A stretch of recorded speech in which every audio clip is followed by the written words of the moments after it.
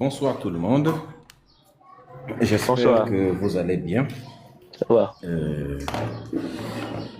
Moi, je suis donc Médusa. Bon, pour ceux qui ne me connaissent pas, je pense que la plupart des gens me connaissent déjà, mais pour ceux qui ne me connaîtraient pas, je, je suis un kémite, donc un traditionnaliste, un kémite, un initié, un fervent défenseur de l'identité culturelle noire africaine. Je connais l'histoire de tous nos peuples, et je maîtrise l'histoire de tous nos pays d'Afrique.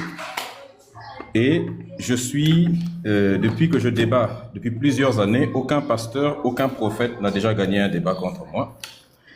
J'affirme que votre Dieu est un mythe, ça n'existe pas, c'est une invention pure et simple. Jésus a été inventé de toutes pièces. On sait les personnages qu'on a copiés pour fabriquer le personnage de Jésus. Tout ce que les prophètes, les pasteurs, les apôtres, tout ce qu'ils font, c'est soit de l'ignorance, s'ils ne connaissent pas, et s'ils connaissent la vérité, c'est simplement du mensonge. Tout ça est faux. Personne ne peut convaincre quelqu'un de lucide de l'existence de votre Dieu, de votre Jésus. Le déluge n'existe pas. Abraham est un mythe. Moïse est un mythe. Isaac, Josué, tout ça sont des mythes. Non, Professeur. calme-toi. Il va parler, toi parler. Me dis ça, vas-y. Le mythe, Je crois le que c'est mythe. un peu elle qui parle. Oui. Donc, Non, oui. l'histoire d'Adam et Ève est une fausse histoire. Tout ça a été copié. L'histoire d'Adam et Ève est un plagiat. L'histoire de la tour de Babel est un plagiat. L'histoire du déluge est un plagiat. Mais il faut écouter d'abord. Vous commencez à fatiguer tout le monde. Il y a que Mais vous qui parlez plus que tout le monde. Écoutez. Il y a 9 personnes sur le live. Vous êtes la seule personne à qui ça dérange. Vous pouvez descendre. J'ai vu 30 et quelques personnes dans les demandes avant que je puisse monter. S'il vous plaît. Calmez-vous. Lola, calmez-vous. Hein? Jésus-Christ aussi enseigne à l'église d'écouter les autres. Non? Vas-y.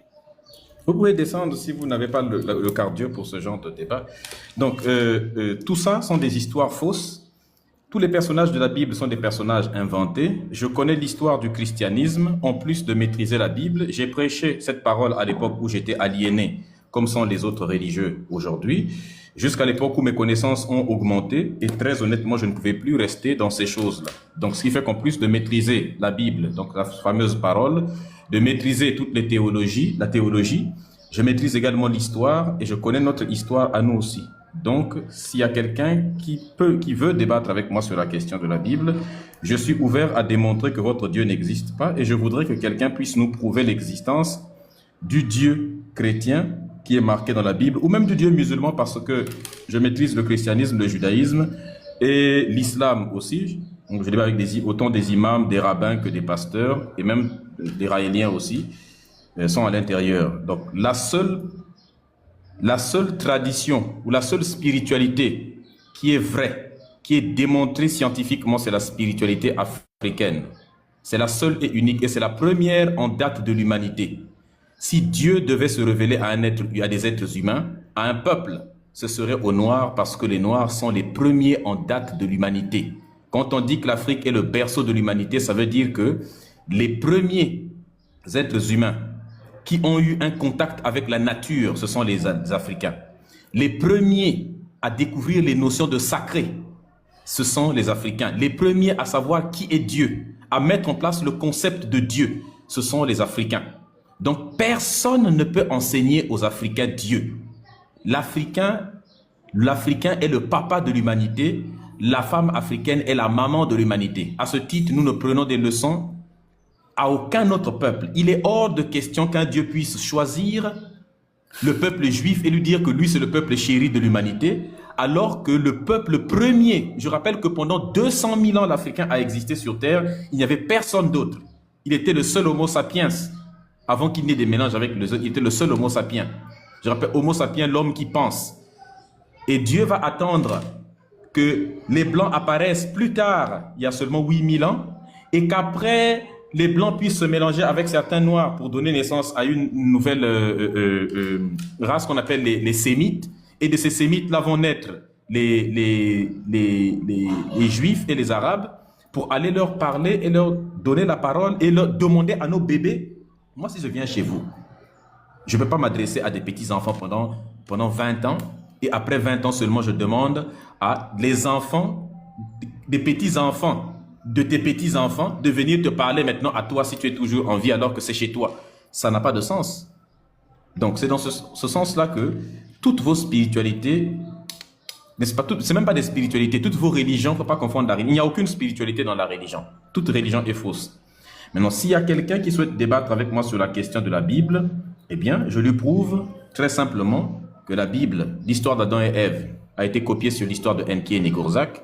Jésus-Christ a été copié sur le personnage de Horus, de Mithra, de Dionysos, donc Bacchus, sur l'histoire de Osiris, de l'Égypte antique, sur l'histoire de Bouddha et sur l'histoire de Krishna, par exemple. Tous ces personnages ont servi de modèle pour copier sur le personnage de Jésus-Christ. Le personnage de Moïse a été copié. Toute la vie de Moïse, c'est la vie du roi Sargon II d'Akkad.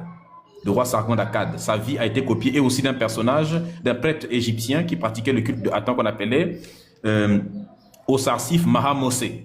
N'est-ce pas? C'est sa vie qui a été copiée avec son frère Aaron, n'est-ce pas? Qui donnera Aruna et qui donnera donc Aaron chez les chrétiens, et sa sœur qui avait le même nom que Isis, Aïsata Marie Imana, n'est-ce pas? Donc on l'appelait Marie Imana, celle que les Juifs ont appelée Marie-Am ou Myriam, qui donnera le nom Mariam que vous connaissez. C'est d'ailleurs sur la déesse Isis qu'a été copiée Marie, puisque le vrai nom de Isis en langue de l'Égypte antique, c'est Aïsata ou Aseta Marie Imana, Marie. Elle avait accouché un enfant par immaculée conception. Cet enfant, c'est l'enfant Horus, qui était considéré comme l'Emmanuel, l'enfant prodige né pour sauver le monde du péché commis par Seth, qui avait tué, démembré Osiris. Seth qui avait le visage du mal, on l'appelait Seth. Donc c'est le mot Seth qui était déformé par les Sémites par Seitan, Shaitan, Satan. Votre Satan vient de là-bas. Toute la Bible est un plagiat. L'histoire d'Adam et Ève, c'est l'histoire de Enki et Négorzak. Si vous allez dans le British Museum, vous allez trouver une palette qu'on appelle le sceau de la tentation. Ce sceau-là existe bien avant que l'existence même du peuple juif, chez les peuples sumériens. Et dans ce sceau-là, on a dessiné une femme en train de tendre une pomme à un homme avec un serpent derrière la femme en question, avec un arbre qui les sépare tous les deux. C'est là-bas que vous avez volé. Et le jardin dans lequel, dans l'histoire de l'Égypte, dans les textes des Sumériens, qui existent avant votre Bible, on appelait ça le jardin de Dilmun. Ils vivaient dans le jardin de Dilmun, le jardin où vivaient les dieux. Et dans ce jardin-là, il n'y avait que les dieux qui vivaient là-bas. Si tu mangeais l'arbre du fruit qui se trouvait là-bas, eh bien, tu devenais un dieu. Et donc, il fallait empêcher les humains de manger cet arbre, le fruit de cet arbre, pour ne pas devenir des dieux. Et la déesse, elle s'appelait Négorzak. Le dieu, il s'appelait le dieu Enki. Et la déesse Négorzak a arraché une côte du dieu Enki pour créer leur enfant Utu. En fait, c'était une métaphore. Et cette métaphore a été mal copiée. En fait, quand on dit arracher une côte, c'est une expression simplement pour ne pas dire s'envoyer en l'air. Donc, une expression. Mais les gens ont mal compris. Ceux qui ont plagié cette histoire ont mal compris. Ils ont pris que quand on disait arracher la côte, c'est comme quand on dit prendre les jambes à son cou en français. Ça ne veut pas dire prendre tes jambes et puis mettre sur ton cou. Ça veut dire fuir. Mais si quelqu'un ne connaît pas de français, il va penser que vraiment, on peut prendre les jambes et puis mettre sur son cou. Il va dire que c'est un miracle qu'on a accompli.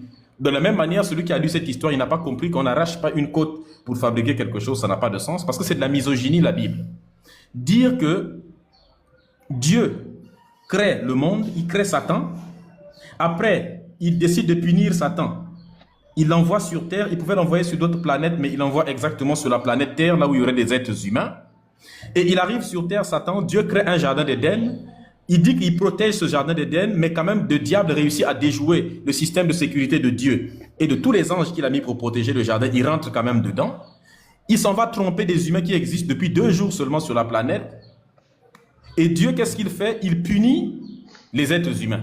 Donc Dieu ne punit même pas Satan. Dieu punit le pauvre serpent parce que Satan est parti prendre le serpent. Le serpent n'a rien à voir. C'était un simple animal. Bon, il faut savoir que chez les chrétiens, le serpent parlait. Le serpent pouvait être debout. Je ne sais pas comment vous vous imaginez un serpent. La Bible, c'est quand même un livre qui commence avec un serpent debout qui parle avec une femme et qui se termine avec un dragon à 9 têtes dans l'Apocalypse. Et au milieu, il y a des mecs qui brûlent des arbres, mais ça ne brûle pas. Il y a des mecs qui jettent des bâtons sur terre. Il y a des serpents, et ça devient des serpents. Tapoter le live. Il y a des poissons qui avalent les gens. Pendant 3 jours, ils parlent les recracher. encore elle. Il y a des poissons qui avalent des gens comme ça. En fait, c'est un livre. Moi, dans la Bible, vous savez, c'est un très bon livre, mais il fallait seulement ajouter une phrase au début. Il fallait écrire « Il était une fois ». Il fallait seulement écrire « Il était une fois ». Si vous aviez écrit ça, je n'aurais eu aucun problème avec ça. « Il était une fois » et vous racontez tout cela. Donc, votre Dieu, il punit le serpent, puis ensuite, il punit la femme, il dit « Tu accoucheras avec la douleur désormais ». Mais tous les animaux accouchent avec la douleur. Depuis quand la femme, quand elle ouvrait les jambes et puis l'enfant sortait comme un toboggan comme ça? Les girafes accouchent avec la douleur, les éléphants, tous les animaux. Et l'être humain est un animal sur le plan biologique. Pourquoi elle ne devrait pas accoucher avec la douleur? Et de toute façon, nous avons inventé, nous les êtres humains, la péridurale. La péridurale, c'est une injection, on te fait ça, pour ceux qui connaissent, les femmes peuvent accoucher sans douleur avec péridurale. Donc Dieu nous punit pour accoucher avec la douleur. On va dire, comme toi tu penses que tu es garçon, nous les humains, on va te démontrer qu'on peut surpasser ça. On vient créer péridurale pour empêcher la femme d'accoucher avec la douleur. Et Dieu dit à l'homme, tu mangeras à la sueur de ton front. Et il dit à la femme, toi maintenant je te donne une autre punition, tu accoucheras avec la douleur. Mais en fait la femme a été punie 2 fois. Parce qu'en réalité, quand il disait que à l'homme, tu mangeras à la sueur de ton front, en fait la femme aussi, si elle ne travaille pas, elle mange pas. Donc c'est tous les deux, on mange à la sueur de notre front. Mais comme il déteste les femmes, il lui donne une punition de plus. C'est-à-dire que voilà un peu vos histoires. Bon, ça, c'est juste un avant-goût de ce qu'on va voir. Mais je rappelle juste pour terminer que la Bible autorise de mioler les femmes. Je dis mioler pour ne pas utiliser le mauvais. La autorise de mioler les femmes. Il est autorisé dans la Bible d'enlever la vie à celui qui ne croit pas. Il est autorisé dans la Bible d'esclavagiser. Et quand je dis dans la Bible, c'est autant l'Ancien que le Nouveau Testament, par exemple, pour le cas de l'esclavage. C'est autorisé dans votre Bible. Toutes ces choses-là, la Bible autorise de dia les enfants, d'enlever la vie aux pauvres enfants. La Bible autorise de couper la main, de lapider les gens. En fait, il y a tellement de choses, d'enlever la vie à son propre enfant quand il désobéit. Ça, c'est un psychopathe et pas un Dieu.